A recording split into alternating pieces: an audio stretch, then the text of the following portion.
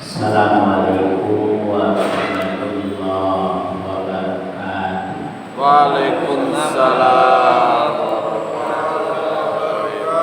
Bismillah, alhamdulillah, salatu wassalamu ala rasulillah wa ala alihi wa ashabihi wa azwajihi wa dzurriyyatihi wa man wala amma ba'd. Hamba Allah yang Allah rahmati, Allah ridhoi, Allah berkahi. Syukur alhamdulillah. Petang hari ini Allah kembali berkenan bagi kita untuk melanjutkan itikaf sampai Isya disertai mulatul ilmi dan silaturahmi.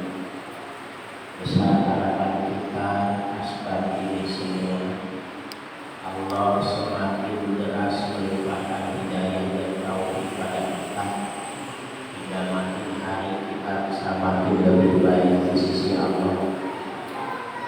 Dan mudah-mudahan saat Allah memanggil kita, kita sedang berada di puncak yang terbaik di hadapan-Nya. Amin ya rabbal alamin. Hamba-hamba Allah, mari kita lanjutkan kajian kita. Kalau pertemuan lalu kita membahas Allah Rabbi, Allah Rabbuna, atau tauhid uluhiyah. Kemudian kita membahas Allah Ilahi, Allah Ilahu, Allah Ilahuna, Allah la ilaha illallah, la ilaha illallah, atau tauhid uluhiyah. Maka pada kesempatan kali ini, mungkin insya Allah sampai sebelum datang Ramadan, 2 kali pertemuan ke depan, kita akan membahas tauhid asma wa sifat, asma Allah dan sifat-sifat Allah. Hamba-hamba Allah, pertama di Quran Allah banyak sekali memperkenalkan dirinya kepada kita. Dalam satu garis benang merah, walillahil asmaul husna. Allah memiliki nama-nama yang baik. Fad'uhu biha, maka menyerulah kalian atau berdoalah kalian dengan nama-nama itu. Banyak 7 ayat dalam Quran yang mana Allah memperkenalkan dirinya kepada kita. Innahu sami'un basir, sesungguhnya Dia Maha mendengar lagi Maha melihat. Innallaha khabirun bima ta'malun, Allah Maha memperhatikan apa yang kalian perbuat.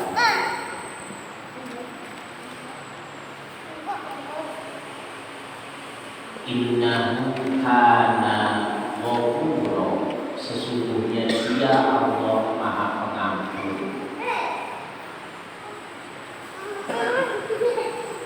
Allahu basirun bima ta'malun, Allah Maha melihat apa yang kalian perbuat.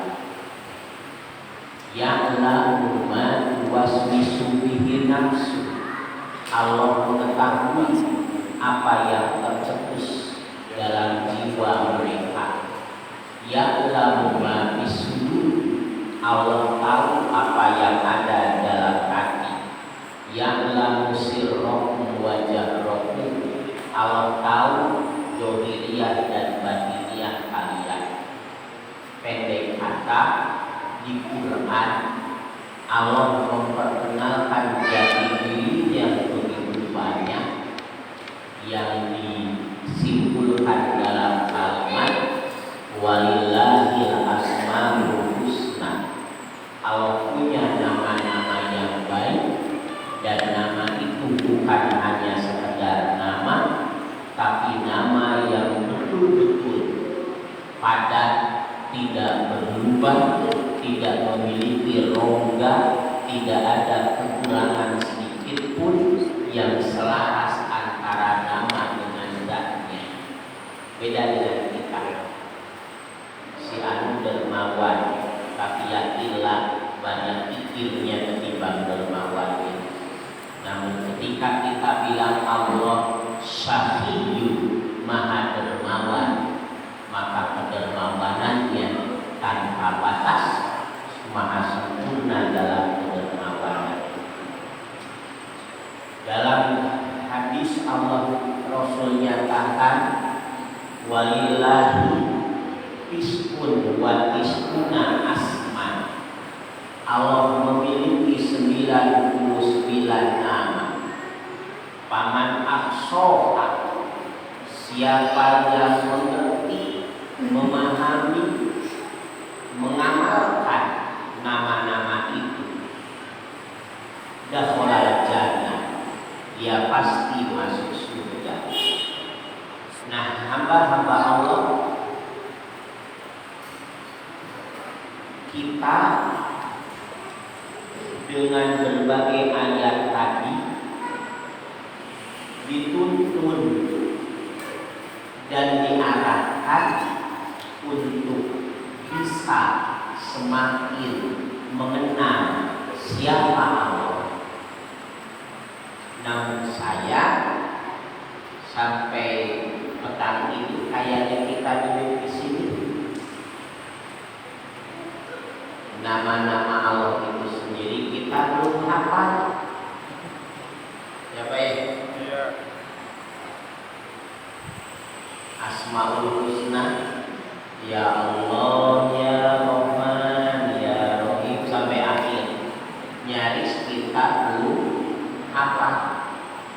Kalaupun hafal, jika dibaca bareng-bareng,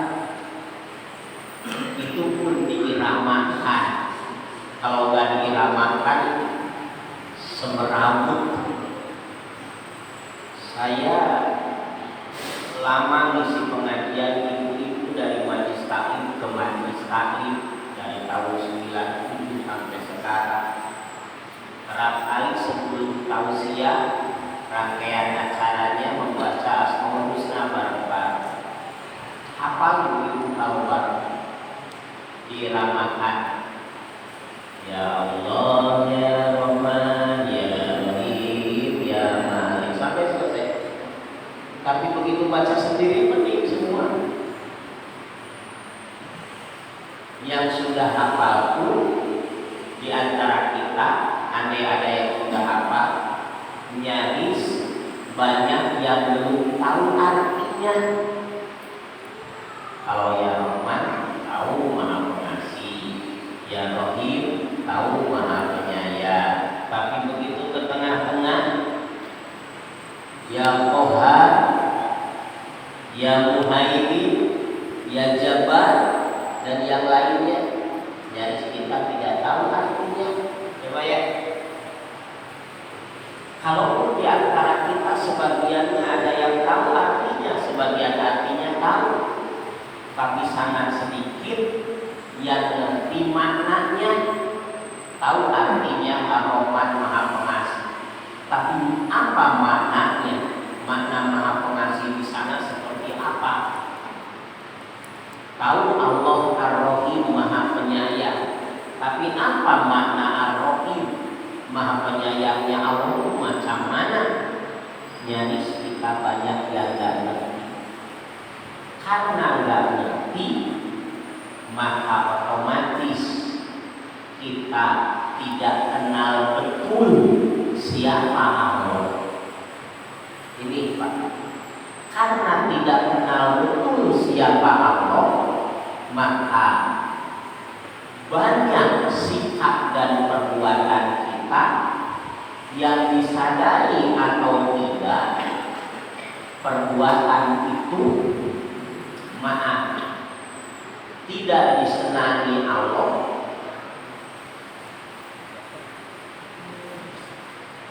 membuat Allah kecewa, membuat Allah tersinggung, membuat Allah marah, membuat Allah murka, bahkan membuat Allah sangat luar biasa kemurkaan. Tapi kita nggak sadar, nggak ngerti, karena memang nggak paham siapa Allah. Nah, ini Pak, ini dibahas dalam tauhid asma wa sifat, asma-asma Allah dan sifat-sifat Allah. Pembahasan ini sangat panjang dan sangat lama. Kalau saya bahas satu kali pertemuan satu, selesai nggak selesai satu lah dari Asmaul Husna. Kebayang 99 bulan, sebulan sekali baginya juga. Kebayang. Saya khawatir gurunya tamat, muridnya nggak tamat. Ustaznya tamat nyampaikan, sampingnya udah ganti orang.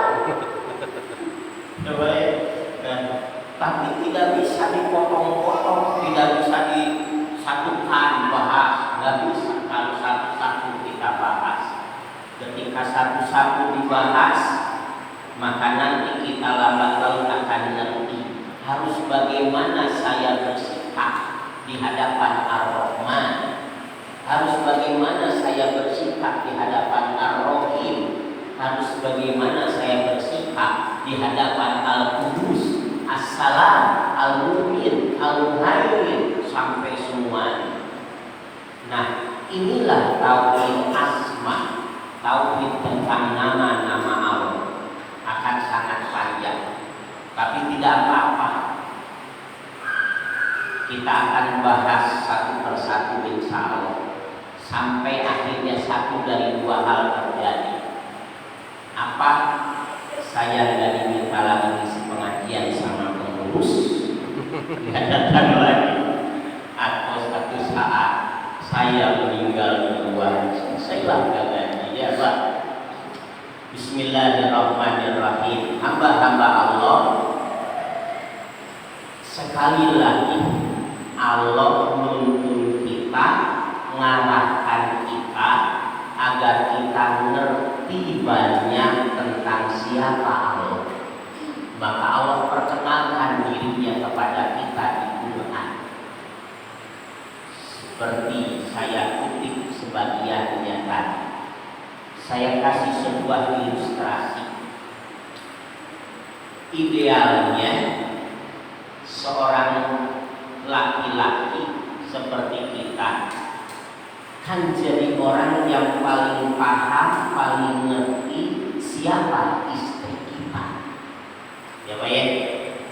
Karena kita adalah orang yang paling dekat dengan dia, kita orang yang paling banyak berinteraksi dengan dia, kita orang yang paling banyak waktu untuk bersama-sama dengannya. Idealnya istri kita adalah orang yang paling paham siapa suaminya, dan kita sebagai laki-laki orang yang paling paham siapa istri kita. Ya baik. Maka kalau betul kita paling ngerti, paling paham istri kita, berarti kita paling ngerti karakter istri kita seperti apa, watak istri kita seperti apa, kebiasaan istri kita macam mana, sifat istri kita seperti apa, dari A sampai Z tentang istri kita. Idealnya kita orang yang paling ngerti. Ya Pak ya? Dengan begitu maka kita jadi orang yang paling ngerti bagaimana kita bersikap di hadapan istri kita. Kalau istri sedang ada yang tidak sesuai dengan hatinya, kalau sedang emosi, kalau istri sedang sedang marah, Bapak ngerti persis harus bagaimana menyikapinya. Ya Pak ya. Demikian juga seorang istri ketika dia ngerti betul siapa suaminya, maka dia paham betul apa yang harus dia perbuat di hadapan suaminya. Suaminya pergi pagi jam sekian, pulang jam sekian, pekerjaannya seperti ini dan seterusnya. Apa yang harus saya siapkan untuk suami saya dan apa yang harus saya bawakan untuk dalam pergi ke tempat kerja dan seterusnya. Si istri ngerti betul.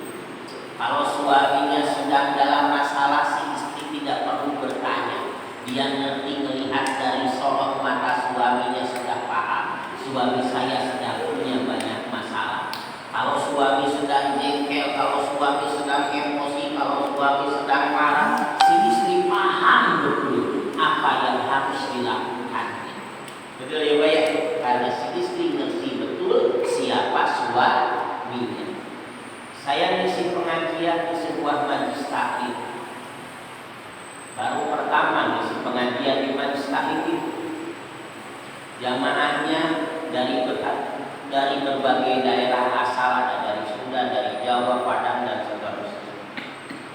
Ketika ngisi pengajian karena baru pertama, jamaah pun tidak tahu persis saya orang mana, asal dari mana, kebiasaannya apa, minumannya seperti apa, tidak tahu persis. Maka mereka nyajikan yang umum kepada saya minuman. Misalkan nyajikan teh manis. Saat mau ngisi pengajian ada teh manis di sini. Yang penting nyajikan minuman. Kenapa? Karena tidak tahu banyak tentang siapa saya. Sementara saya sendiri, maaf Pak, saya lahir dan besar di Sunda. Saya terbiasa kalau minum teh itu tawar, tidak pakai gula. Kalau minum teh pakai gula itu serasa enggak nyaman menurut saya. Saat isi pengajian gak ada air putih, cuma teh manis tadi. Manis betul. Haus, perih, saya ambil teh manis, nempel ke bibir, nempel ke lidah, langsung lidah saya nolak. Kenapa? Karena saya nggak biasa minum teh manis. Saya biasanya minum teh tawar. Dipaksakan, saya nggak nyaman. Akhirnya cukup nempel di mulut, nempel di lidah, ditaruh lagi teh manisnya. Saya tidak mampu minum apalagi menghabiskannya. Kenapa? Mulut ini sekian puluh tahun kalau minum teh, tehnya teh tawar. Ya baik, tapi istri saya sudah ngerti. Saya pulang isi pengajian malam-malam, kondisi cuaca jelek, istri bikinkan teh. Gak perlu disuruh, gak perlu diminta, gak perlu diingatkan, tehnya tuh teh tawar. Saya minum. Udah ngerti karena udah paham siapa saya sekian tahun hidup bersama. Ya Pak ya, Bapak ngerti siapa Allah.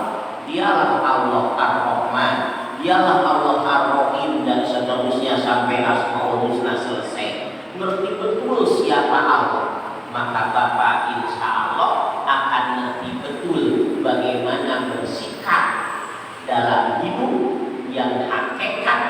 Sikap dalam hidup adalah di hadapan Allah, karena kita dilihat, didengar, diperhatikan, dinilai oleh Allah.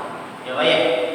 Tapi kalau kita nggak ngerti betul siapa Allah, mungkin ada perbuatan kita yang tidak kita sadari, perbuatan itu mengundang murka Allah. Kita kasih contoh Pak. Misalkan cuaca panas, betul-betul terik panas. Saat cuaca panas, sambil buka kancing satu terus dikipas-kipas, Bapak bilang ini, kacau lah, panas sekali lah, Gak karuan nih. Hidup ini panas lah. Hei, panas sekali. Ngomel bapak. Paham ya Pak ya?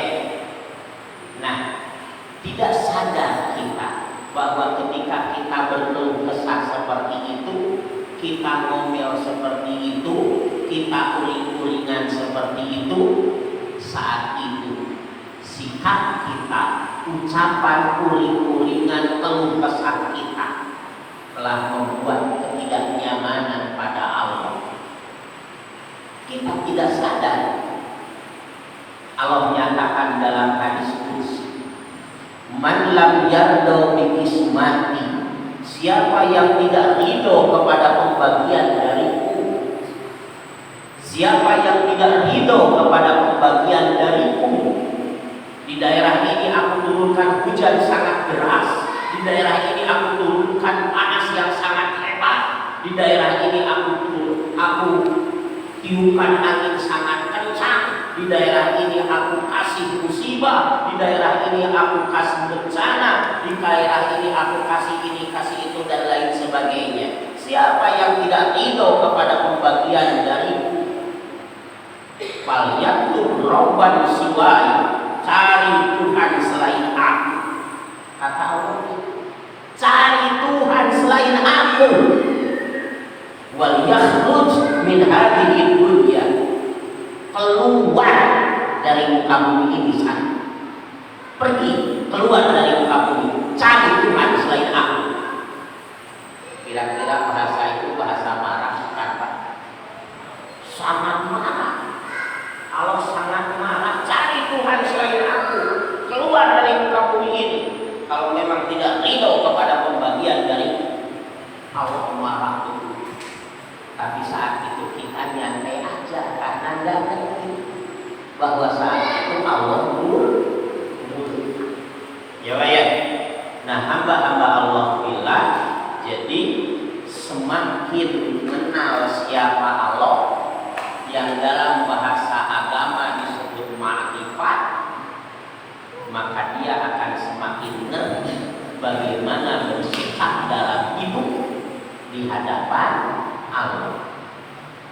Semakin diasah kemampuan itu, semakin terasah ruhaniyah kita, iman kita, tauhid kita tentang hal itu, maka kita akan semakin memiliki sensitivitas, kesensitifan ruhaniyah, yang kesensitifan itu akan membuat kita mampu merasakan bahwa kayaknya ini tidak diridhoi Allah, kayaknya ini jauh dari rahmat Allah, kayaknya ini bukan karunia Allah, tapi ini adalah teguran dari Allah. Kayaknya ini bukan anugerah Allah, tapi ini adalah kemurkaan Allah. Dan dia akan mengerti ke arah sana. Hingga dalam keseharian dia akan mampu menempatkan Allah sebagai segala-galanya. Ini hamba-hamba Allah bilang. Kita akan bahas satu-satu ini semua, insya Allah. Ya Pak ya. Baik, hamba-hamba Allah bilang, Allah memperkenalkan dirinya kepada kita di Quran.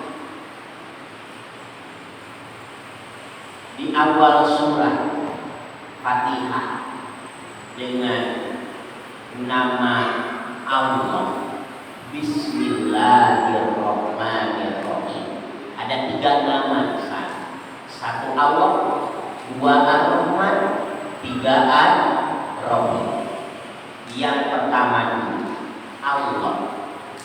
Allah itu adalah Ismul A'dzam, nama yang paling agung dari semua nama, nama yang paling mulia dari semua nama, nama yang paling tinggi dari semua nama, Ismul A'dzam. nama siapapun dan nama apapun, tidak ada yang menyamai keagungannya dengan nama Allah. Nama siapapun dan nama apapun, sekali lagi, tidak ada yang menyamai kemuliaannya, ketinggian derajatnya dibanding nama Allah. Sehingga siapapun dan apapun yang disandingkan dengan Allah itu memberi isyarat, maka sesuatu itu satu diagungkan, dimuliakan, atau dua diharapkan untuk agung atau untuk mulia. Al-Quran disebut kitab, disambung dengan nama Allah, Kitabullah, Kitabullah, kitabnya Allah. Maka ini mengisyaratkan agungnya Al-Quran karena disandingkan dengan nama Sang Maha Agung.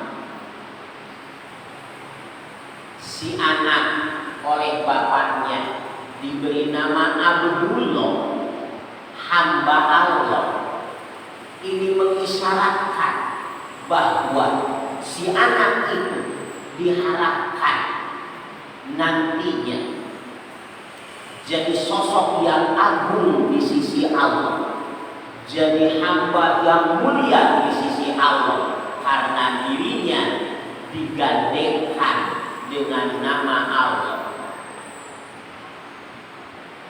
Bukankah bisa saja kalau digandengkan dengan Ar-Rahman, Abdul Rahman, Ar-Rahim, Abdul Rahim, Ar-Roja, Abdul Roja, dan seterusnya. Ketika digandengkan dengan Ar-Roja, Abdul Roja, seorang anak diberi nama oleh bapaknya Abdul Roja, maka berarti si bapak ini berharap si anak ini menjadi hamba yang nantinya rezekinya lapang, rezekinya besar, rezekinya dari sana sini, seiring dengan nama sang penggenggam jagat raya yang dia pakai untuk disandingkan dengan anaknya, yaitu Ar-Roja, Abdul Roja. Ini hamba-hamba Allah bilang bulan Muharram oleh Rasul diberi nama Syahrullah, bulannya Allah, disatukan, digandengkan dengan Allah, Ismul Ando.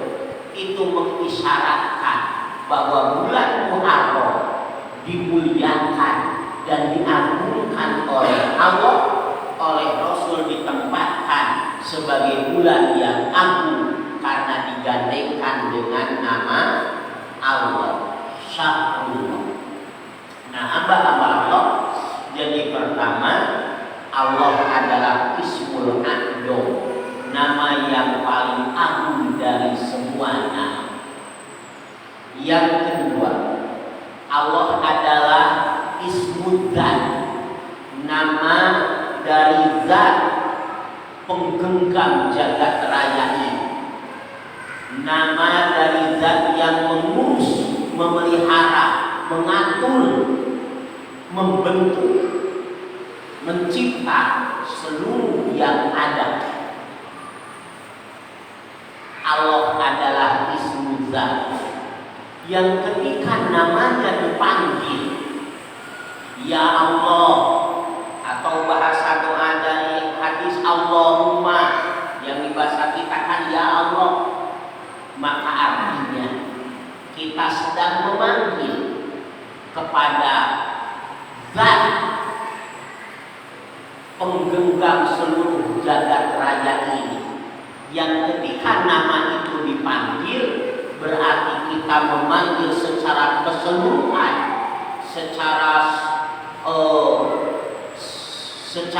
keseluruhan seluruh sisi dari Allah itu sendiri. Ya Allah. Beda kalau kita memanggil Allah memakai nama-nama yang lain. Misalkan kita manggil Allah ya Roja, Urzuqni, ya Roza, ya Roza. Kita sedang memanggil Zat yang Maha Pemberi Rizki. Kita sedang memanggil satu sisi dari sekian sisi asma Allah. Asma Allah Ar-Rahman Ar-Rahim Al-Malik Al-Qudus sampai akhir. Kita cuma memanggil satu sisi, yaitu ya Roja. Ketika Bapak memanggil Allah ya Roja, ausi arzaqona, wahai Maha Pemberi rezeki, lapangkan rezeki kami. Maka bisa jadi saat Allah mengijabah, Allah cuma ngasih rezeki sesuai harapan kita. Ya Roja, wahai Maha Pemberi rezeki, ausi arzaqona, lapangkan rezeki kami. Allah kasih rezeki agak lapang, lebih lapang dari sebelumnya. Tapi mungkin saja Allah tidak ngasih keberkahan rezeki, Allah tidak ngasih manfaat rezeki. Kenapa? Karena kita cuma minta rezeki. Ya Roja.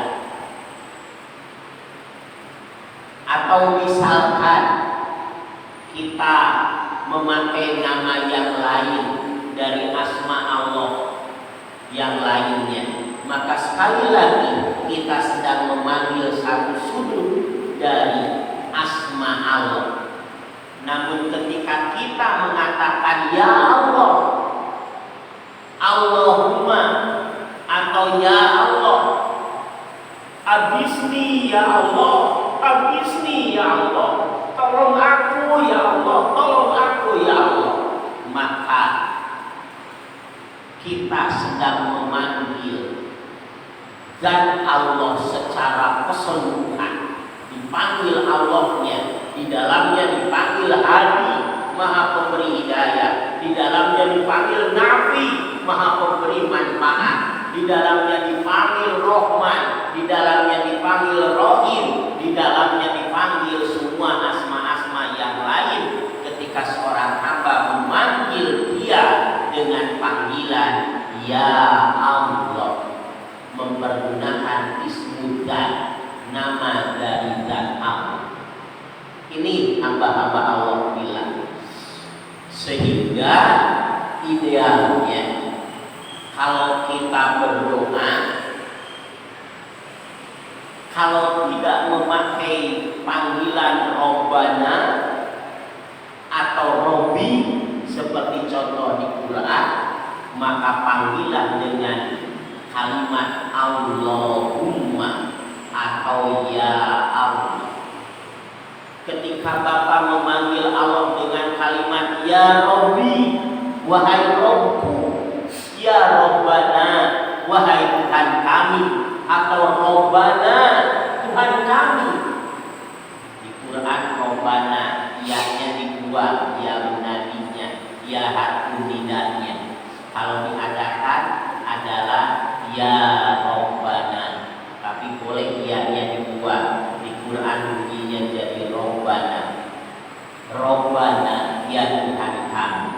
Ketika kita memanggil Allah dengan kalimat Robbana, ya Tuhan kami, maka hakikatnya kita sedang menaruh kepercayaan penuh kepada Allah tentang Allah sebagai Rob, Allah yang menciptakanku, Allah yang membentukku, Allah yang mengurusku, Allah yang memeliharaku, Allah yang mengaturku, Allah yang mendidikku. Robbana, aku yakin sepenuhnya dari ujung rambut sampai ujung kakiku diurus, dirawat, dipelihara, diatur oleh Engkau. Robbana, ya Tuhan kami yakin sepenuhnya tidak akan ada yang terjadi kecuali atas kehendak-Mu. Tidak akan ada yang bisa memberi kecuali Engkau bisa menolak kecuali engkau memang menolaknya. Robbana, kita meyakini sepenuhnya kita dirawat, diurus, dipelihara, diatur oleh Allah. Sehingga Al-Quran banyak mempergunakan kalimat doa dengan awalan Robbana atau Rob.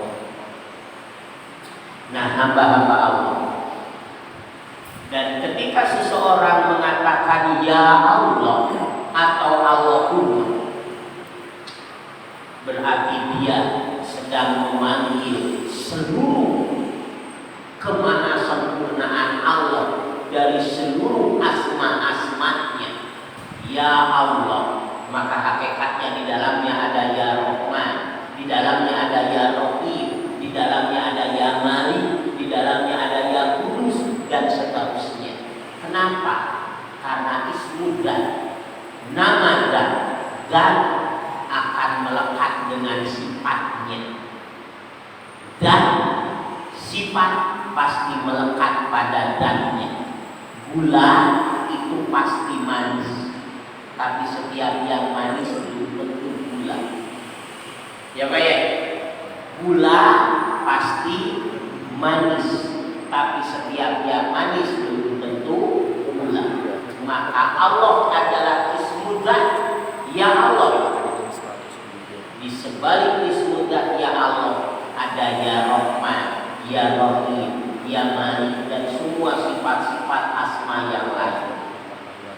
Oleh karena itu, ibu bapak pilih, sebagian ulama memberikan pengajaran kepada kita di antara kiat kalau doa pengen cepat diijabah, panggil dua nama ini, ya Rabbana atau ya Allah atau Allahumma.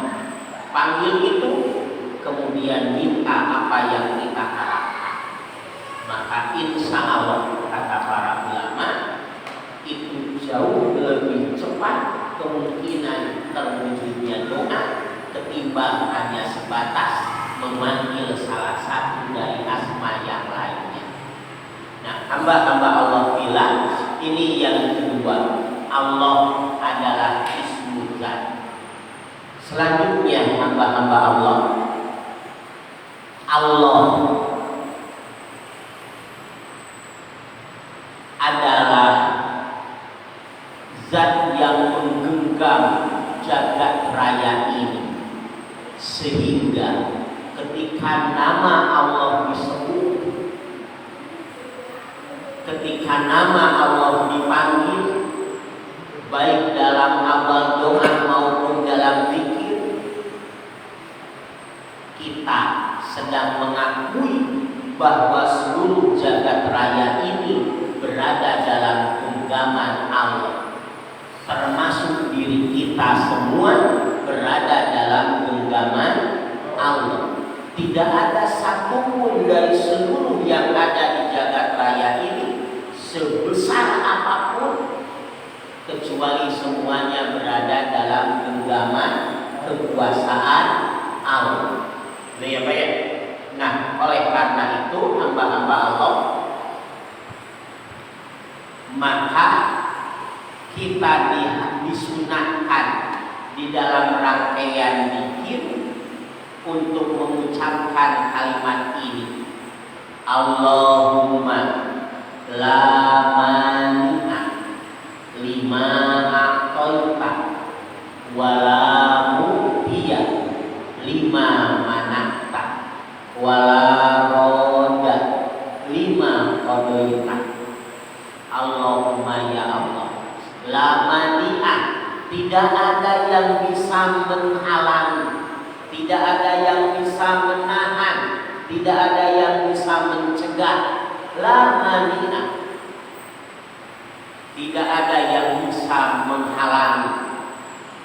Lima, bagi apapun aqaita yang kau berikan. Kalau engkau mau ngasih di Allah, tidak ada yang bisa mencegah. Kalau engkau mau ngasih ya Allah, tidak ada yang bisa menghalangi.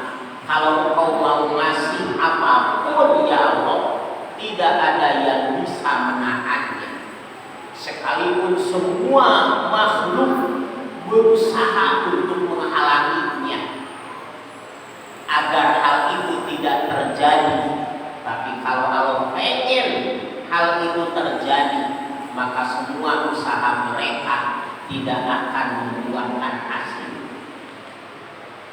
Kita berusaha sekuat tenaga agar bisa menghalangi terjadinya sebuah musibah, terjadinya sebuah bencana, terjadinya sebuah malapetaka.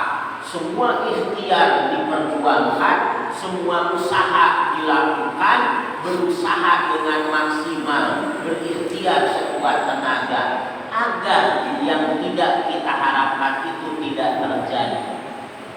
Tapi kalau Allah mau ngasih, maka tidak ada yang bisa menghalangi. Sebaliknya, wala mu'tiya lima manata. Kalau pertama tidak ada yang bisa mencegah. Kalau Allah mau ngasih tetap aja terjadi. Yang kedua, tidak ada yang bisa ngasih kalau Allah tidak mau ngasih. Kalau Allah tidak mau ngasih, walaupun siapapun ngasih, nggak akan nyampe.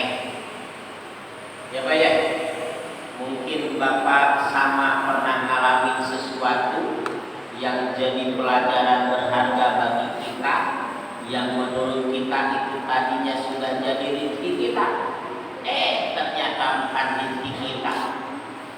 Saya pernah jadwal pengajian padat dari pada duha sampai akhirnya pada isya saya mimpin doa.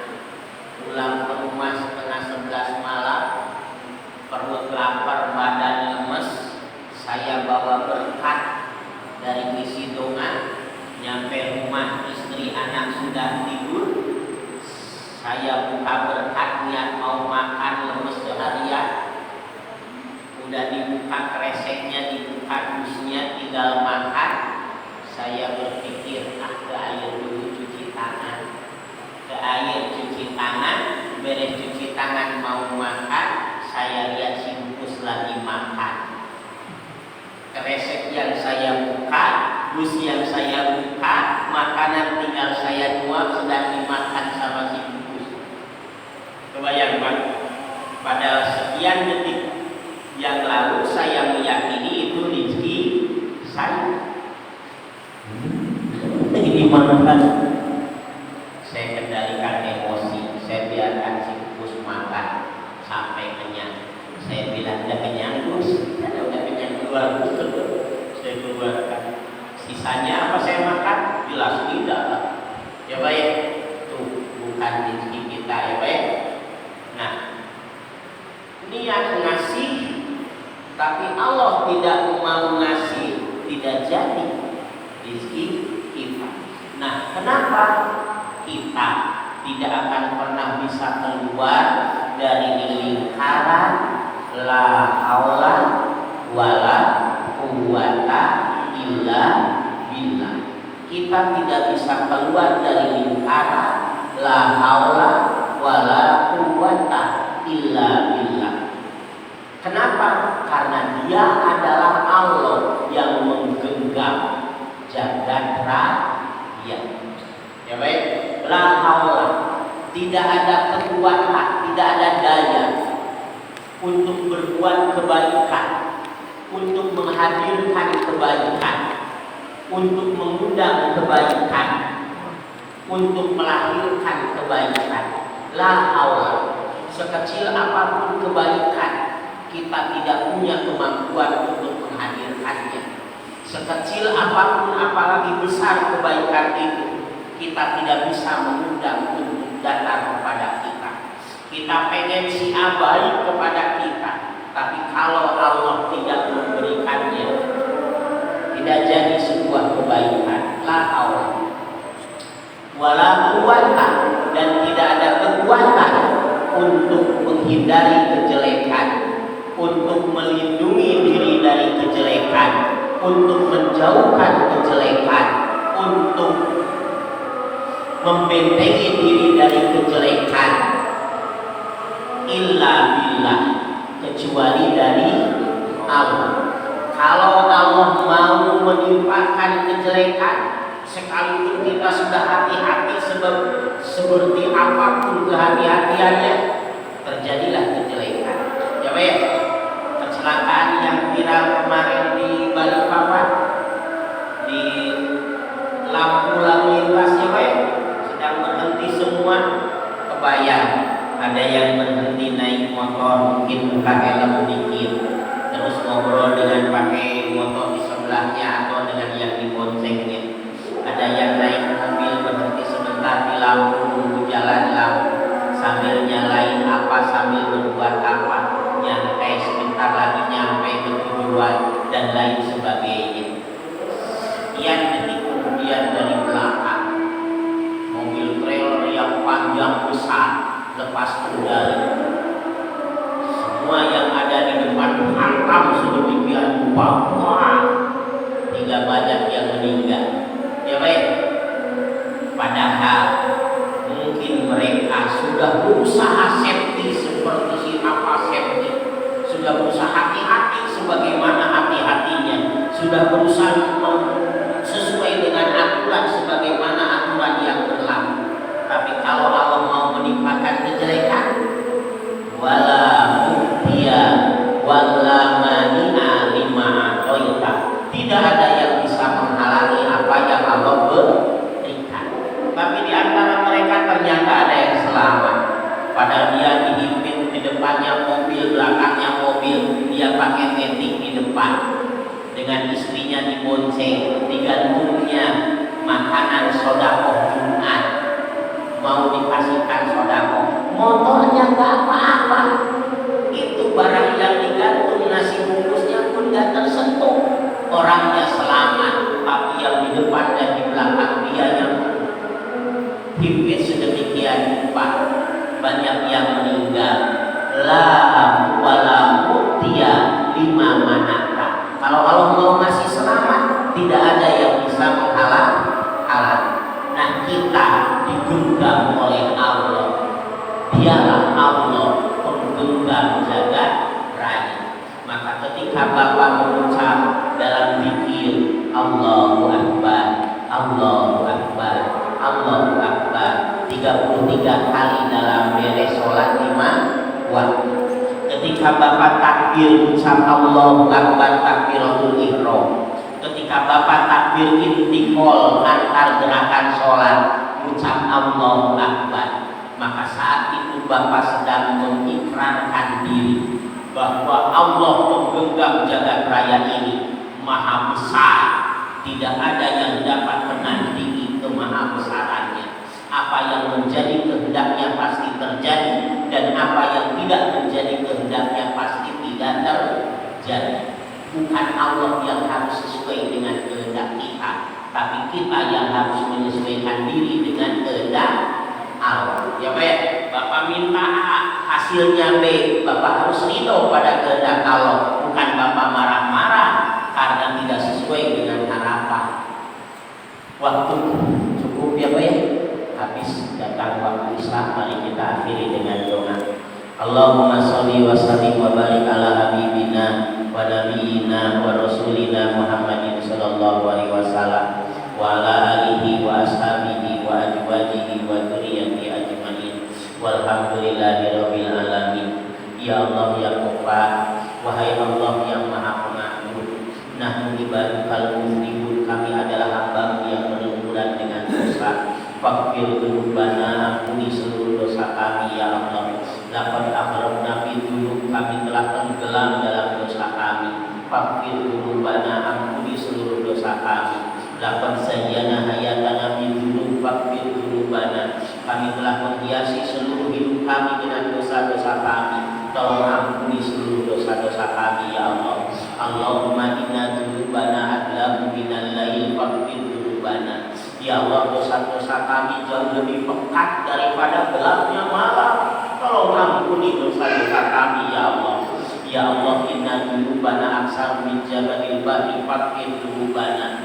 Ya Allah, dosa-dosa kami jauh lebih banyak daripada buih lautan. Tolong ampuni dosa-dosa kami ya Allah.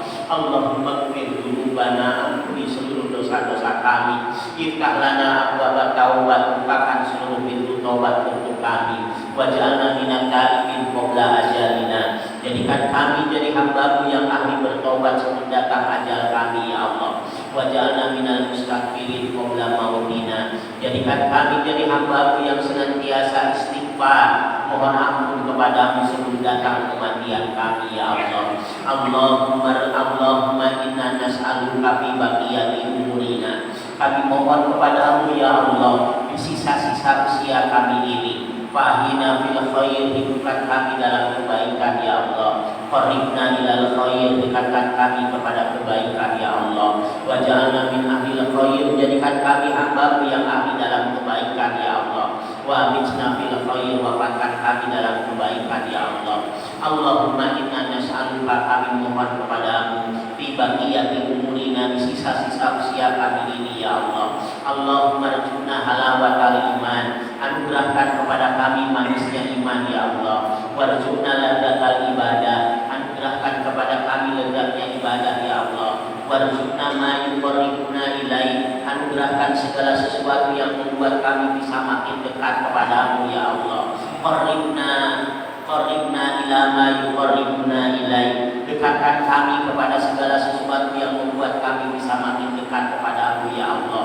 Ba'inna amma yubaiduna anha, jauhkan kami dari segala sesuatu yang membuat kami bisa makin jauh dari hadapan-Mu ya Allah. Allahumma rzuqna hubbak, anugerahkan cinta-Mu kepada kami ya Allah. Wa hubba man yuhibbuk, anugerahkan cinta orang yang mencintai-Mu kepada kami ya Allah. Wal amal alladzi yuballighuna hubbak, anugerahkan amal yang dapat menghantarkan kami kepada cinta-Mu ya Allah. Allahumma rzuqna mahabbatak, anugerahkan kemampuan mencintai-Mu ya Allah. Allahumma rzuqna syauqa liqa'i wa liqa'i rasulik, anugerahkan kepada kami kerinduan untuk bertemu dengan-Mu dan kerinduan bertemu Rasul-Mu ya Allah. Allahumma stajib du'ana, ijabah doa kami ya Allah. Ikli hajatina, pergi hajat kami ya Allah. Wansurna, tolong kami ya Allah. Rabbana atina fid dunya hasanah wa fil akhirati hasanah wa qina adzabannar.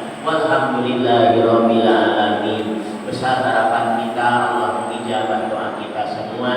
Mari kita akhiri dengan doa kafaratul majlis. Subhanakallahumma bihamdika, asyhadu an la ilaha illa anta, astaghfiruka wa atubu ilaik. Assalamualaikum warahmatullahi wabarakatuh. Waalaikumsalam warahmatullahi wabarakatuh.